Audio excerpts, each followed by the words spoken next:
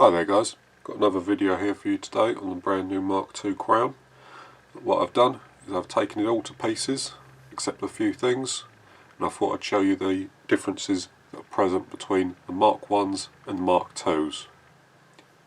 Firstly, I will point out that I've left in the fill valve and the bottle valve. I don't believe there's going to be any changes in these parts, and taking them apart is a bit of a pain, so I've left them in. So I thought I'd point out the similarities first, get them out of the way, then we'll start talking about what's different.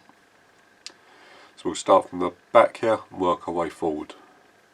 Firstly, safety, exactly the same between Mark 1 and 2s, same is the bolt and pellet probe assembly. The power wheel, identical, as well as the trigger and the trigger sear. The hammer spring shuttle is also the same, although there are some slight differences between the power adjuster and the hammer, which I'll point out in a minute. This rifle is a sub 12 rifle and it uses the standard sub 12 spring. Next is the valve. Valve is the same between Mark 1 and Mark 2, simply the colour of this plastic here.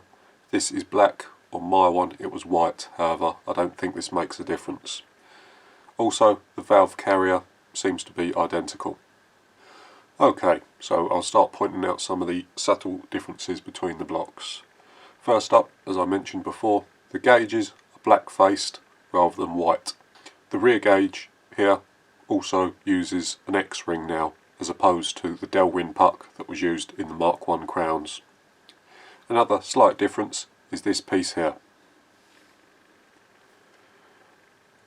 This simply acts as a slow fill for the regulator gauge. It blocks off a portion of the air and forces it round the screw thread so that the gauge is not being hammered by air pressure change. The function is the same between the rifles, however this is a slightly different design. The next subtle difference is the change in material that the Plenum Plug is made out of. The Plenum Plug in the Mark IIs is made out of aluminium and it's anodised black. In the original crowns this was steel and was left silver. The final subtle change is the finish on the hammer. It's a little better than on previous models, and they seem to have taken a finishing pass, or at least a clean-up pass, over the hammer to produce a nice, smooth, shiny finish. I will say that this Mark II felt very nice to cock. It was noticeably smoother than other crowns we have felt. Okay, that's all the subtle changes. Now it's time to point out the changes that have been made between the Mark 1 and the Mark II crowns. First of all, the caliber wheel. This is the Mark II caliber wheel. You'll see that it's changed in the way it fixes to the block. It's now held in by a countersunk screw on this side. What this does is it changes the way the caliber wheel is retained in the block. This is a Mark 1 caliber wheel. You'll see here it's simply a set screw in the side of the caliber wheel. However, the function and hole size between the two are the same. The sub 12s are limited by this hole in the centre here. Okay, next is the return spring on the valve.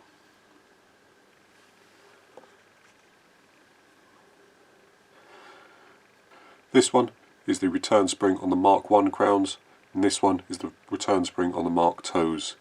The Mark 1 spring is noticeably stiffer, whereas the Mark 2 is quite spongy.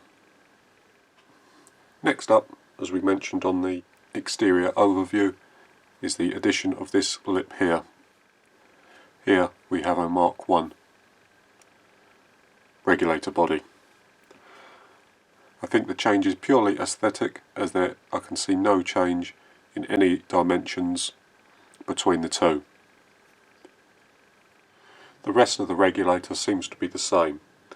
The piston and adjuster screw seem to have no differences, so should perform as well as the old ones.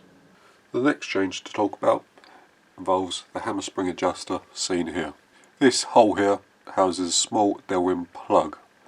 What this does is act as an anti-vibration tool against the screw.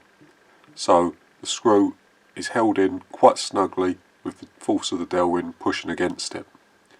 This stops the adjustment screw from backing out. You can see it there. On some crowns the adjustment screw is a little loose in the hole and allows the screw to wobble back and forward when the rifle is fired. This can cause inconsistencies, and it seems that FX have solved this issue. The final change between the block is the increase in volume of the plenum. The plenum is the supply of regulated air to the valve. You can see down there the plenum has been bored out slightly. I believe FX quote an extra 20% in plenum volume. The plenum volume will not have a significant impact on sub-12 rifles. The increase in plenum volume is purely for the FAC market. Okay, thank you for watching. This has been all the changes that I've observed with the new Mark II crowns.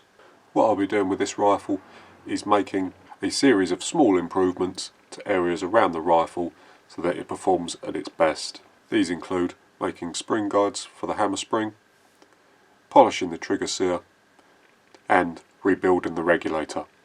There will also be some other things that I'll change and stuff that I'll do, but what I thought I'd do is I'll make a video on each one of these parts separately.